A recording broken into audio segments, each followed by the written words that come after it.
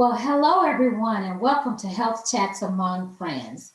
My name is Deidra Kindred. I'm a nurse advocate, educator, and navigator. I love bringing you reputable resources through my friends that I know, like, and trust. Tonight we have a special friend, Tom Basey. Say hi, Tom. Good evening. Nice to see everyone. Yes. Nice to see you. Nice and healthy and vibrant. So, Tom, tell us a little bit about yourself. Well, what I would share with you is though I was born and raised in Austin, I've been in the Metroplex approaching 30 years now. And I worked for a long time in corporate America until a few years ago. Now I'm part of an insurance brokerage where we do not the full spectrum of health insurance, but a variety of different healthcare solutions, including Medicare stuff and some supplemental that we'll talk about today. Awesome. You are a very valuable resource. So tonight let's delve into a little bit of who Tom is and why you started doing what you do. Great question. So as I say, I worked in corporate America for a long time. I worked as an engineer and a project manager for 15 years at Motorola, but then I had an opportunity to switch to medical device. And so actually I worked in medical device for a while. I spent 3 years at Abbott Labs and I was working somewhere. Candidly, you said, why did I get into this? Somebody called me. This is kind of like the hair club for president. I was also a member. Somebody called me and discussed a cancer policy with me. And I didn't know that existed. And they talked to me about it. So I opted 10 or more years ago to buy a cancer policy that covered me, myself, and my son until he's age 26. So that was the start of my journey, how I got in there. So like I say, I do a variety of different things now, but admittedly, that was the main thing, kind of what I'm wanting to chat about some this evening is cancer. I got some good news too, but that is how I got in because I bought it. I didn't understand that existed. And once I heard about it and someone explained, like, I want one of those. Wow, that's awesome. So tell us a little bit more about, you know, some of the services or the statistics or things that would pique someone's interest to learn more about. Well, I would like to share some specific information on cancer in particular.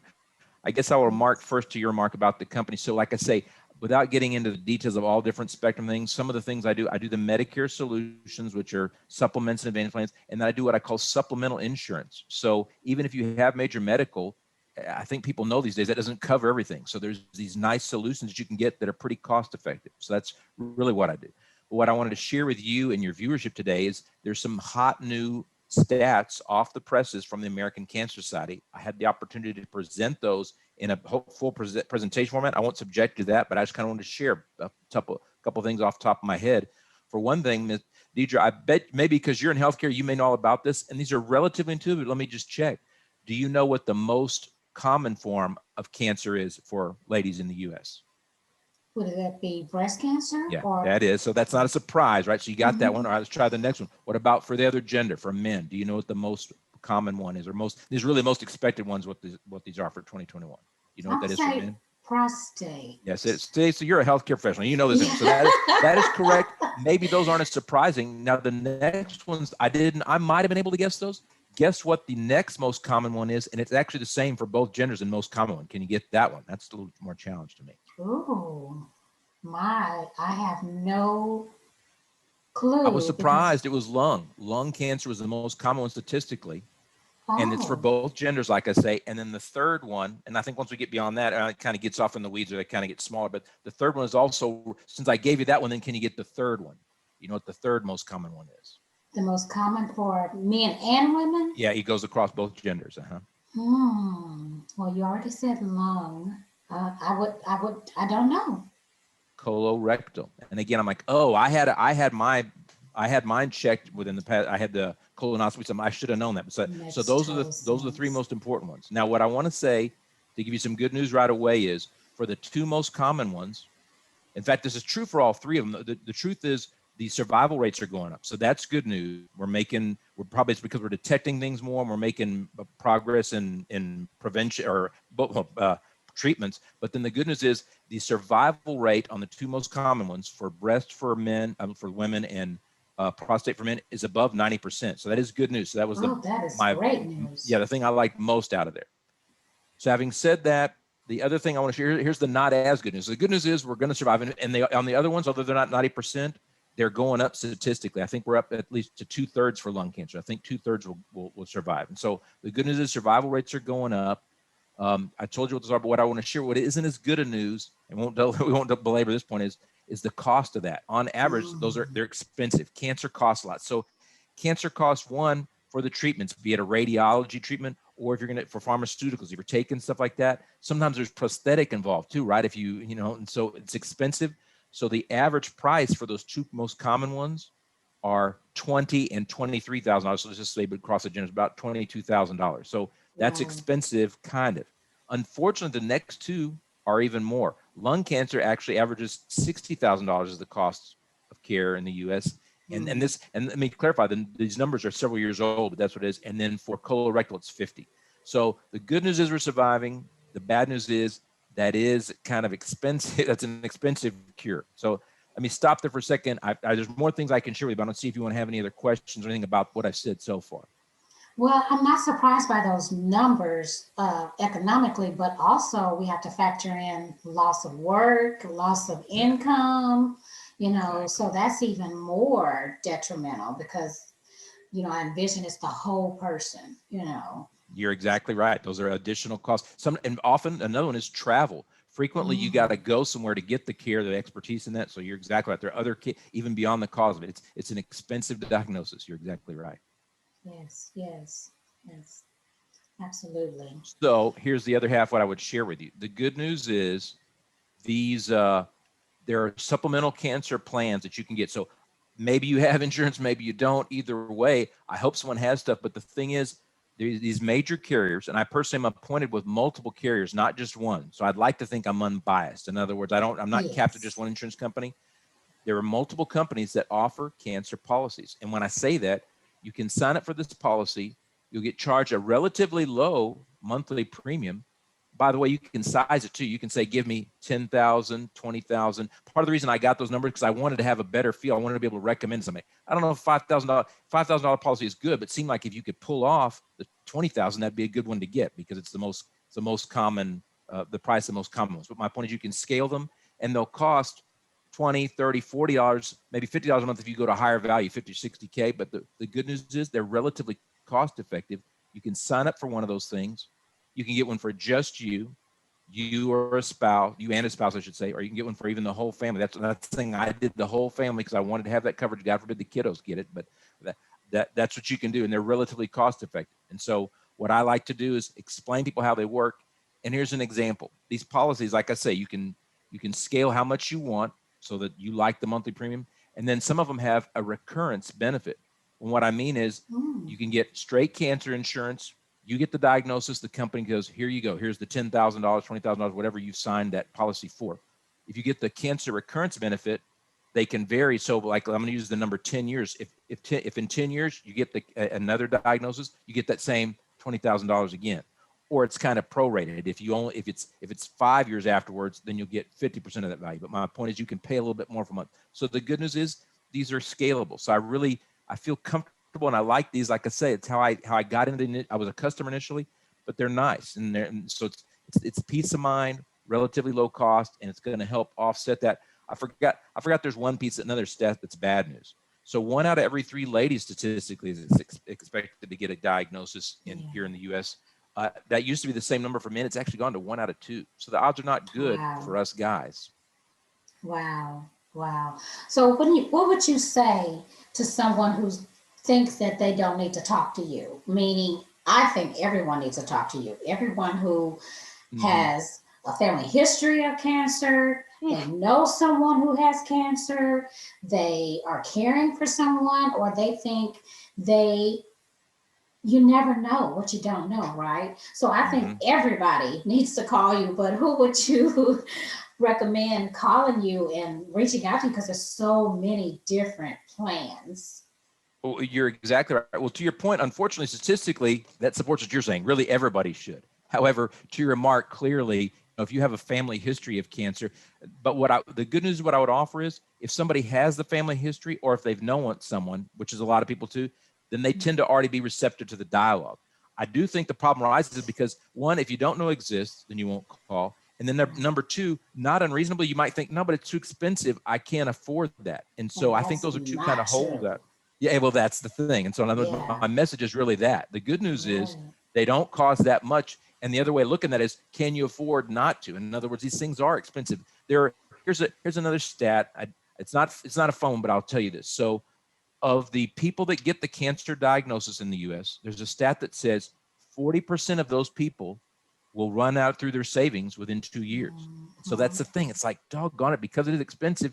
I hope no one gets it. Statistically, it says you will. And if you just pay, it's not fun. Who wants to sign up for $50 a month? Well, that doesn't sound fun. Maybe you can get it 40, whatever. I do believe all insurance should make you sleep better at night. So you should get the amount that you feel good about. Don't get more than you feel good about, but then you shouldn't stay up at night worrying if you're going to get cancer. So get enough that you feel comfortable with. And I'm hoping that having me provided those numbers to you, you say, well, he said it's about $20,000 for most. Come on. Well, does that make you feel good? Well, then get the price. It'll depend on your age. It'll depend on your smoking status, for example. And then really even county to county, it may cost more or less depending on where you live as well. But so those three things, your zip code, your gender and your age and your smoking status are going to drive the cost. But the good news is they don't cost that much. And you'll be so glad you had a policy if and when you get that diagnosis. Absolutely, because the treatment plans can be very astronomically devastating if you don't get prepared. And what I love about it is that I think you also mentioned that what if someone doesn't have any insurance and they just want to do the supplement? They can do that as well, right? You're a real healthcare advocate, Ms. Deidra. You know these things. Yeah, that's the thing. So the supplemental insurance, really, there's a big distinction in certain ways. There's what you call major medical. Maybe you get that from your employer. Maybe you buy it on your own, but that is this medical thing that pays doctors and hospitals, and it's great to have that.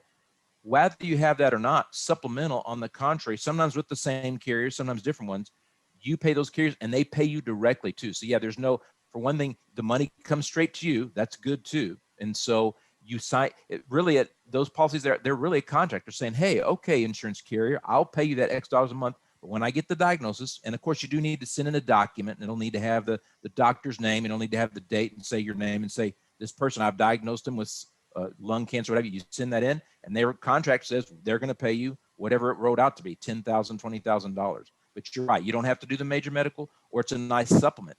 These days, plenty of people get some major medical, and I'm glad they do. But then there's that X $1,000 deductible, right? What if somebody has a $10,000 deductible? Oh no, then it's not going to. You're going to have to pony that deductible. Means you've got to pony up that first $10,000, whatever your deductible is, before the major medical kicks in. So these supplemental things, I think, as the word implies, they were really originally developed to do that, to help supplement, to cover that.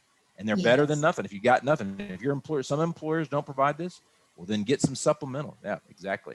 And especially if you're an entrepreneur or business owner. Oh, yeah. Because I've had a lot of people call me and say, oh, well, I don't have health insurance because I am a business owner or I'm an entrepreneur. So I am truly stating this is a great thing to look into, no matter who you are. So if you're an entrepreneur or business owner, or you think you have cancer, you know someone who has cancer, just call, and inquire. It doesn't hurt at all. And these are some amazing plans. Well, Tom, would you, go ahead. Well, you just made me think of something. There's even the scenario where if you've already had cancer, sometimes there's a look back, depending on the policy. If it's been 5 years, sometimes you can write it and they'll consider you kind of healed, or you can write a policy even if someone's had cancer. Sometimes there's kind of like a line item veto. Sometimes you can say, all right, the company will say, we will insure that person, but not for that cancer, but for the other ones. And that's still, to me, that's still something to consider. I just wanted to mention that since you prompted that thought. Right, because I don't want anyone to feel like they left out or they can't make that phone call, because right now, even if so what you're saying is, like, say, hypothetically, someone had breast cancer and they're in remission. They could still call and inquire about a plan that fits them.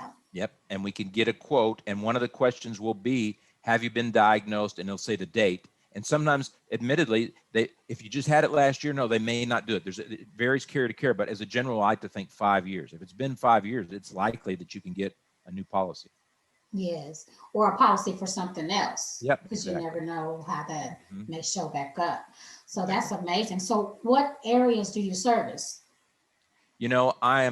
I'm throughout the state of Texas, so I have clients all the way down to the border. I'm actually appointed in Oklahoma, so I go to Oklahoma as well.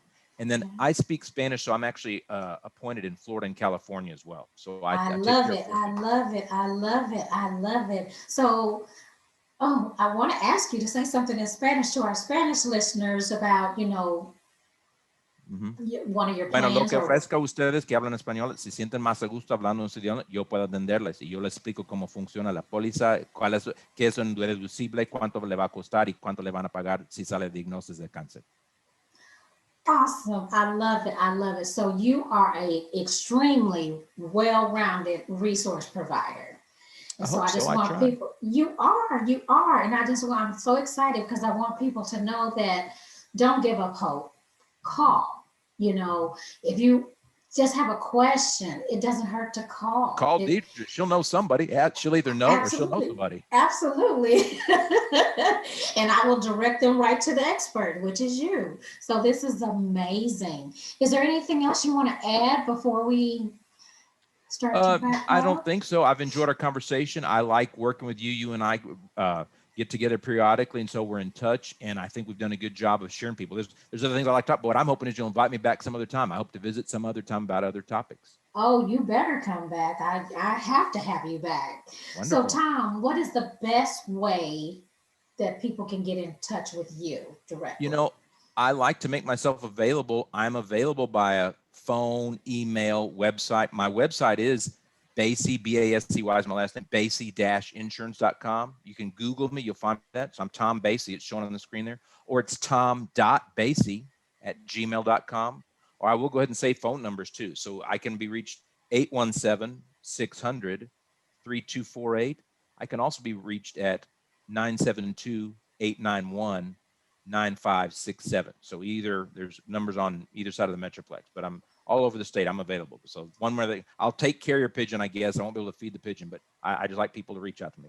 But the website might be the easiest way to find people. It just kind of depends. Dial me, email me, whatever works for the person. I just want to help, Right. want to answer their questions. Absolutely. Absolutely. Absolutely. If you can't remember any of those, contact me and I'll get you in touch with Tom. But I cannot stress this enough. If you had cancer, you know someone who's had cancer, you think you may get cancer, you don't have any insurance, you're an entrepreneur, you're a business owner, you think you don't qualify, call Tom, contact Please. him. It does not hurt. These are some amazing plans. I kid you not. I am a member of a couple of the plans, and it's nothing like peace of mind. Nothing like peace of mind. Cancer runs in my family as well, and that's what struck me to go ahead and, do something now because the detriment that it leaves on your family, your loved ones, the spiritual, emotional, financial, all that is huge. I know what I was going to ask you. So, I know in the past that you have said that you conduct some Medicare seminars. Mm-hmm. Do you do any seminars for these type of services, or have you I thought have not about it? Or currently. It's a great idea. I ought to consider that. The most recent thing I did is I did a full presentation just on the cancer statistics, but it was really more to professionals rather than people who might need it, although everybody is. But it's a great idea. But no, I haven't done that yet. It's a great idea. yeah, let's do that in the future. I think this is Sure. amazing. I Well, think I'm this is always willing to partner with you. Anytime you're doing something, say, Tom, do you want to go? Sure, I'll go. And, I like to talk. So you can, sure, I'll participate in anything you want to do. awesome, awesome. Well, Tom, thank you again. Before we leave, one more time, repeat how they can get in touch with you because I think this Okay. is Thank you. extremely important. Okay. My website is www.basey-insurance.com. My email address is tom.basey@gmail.com. My number is 817-600-3248 or 972-891-9567. That's it. Wonderful, wonderful, wonderful. Tom, thank you from the bottom of my heart for sharing your information with us tonight. We definitely will have you back to talk about Medicare plans. You are a wealth of knowledge, and I thank you. Okay. Thank you. And thanks to your viewers. All right. Well, thank you everyone for attending Health Chats Among Friends, where we bring you reputable resources through our community leaders. Please join us next week for another amazing chat, and Tom will be back. Thank you so much.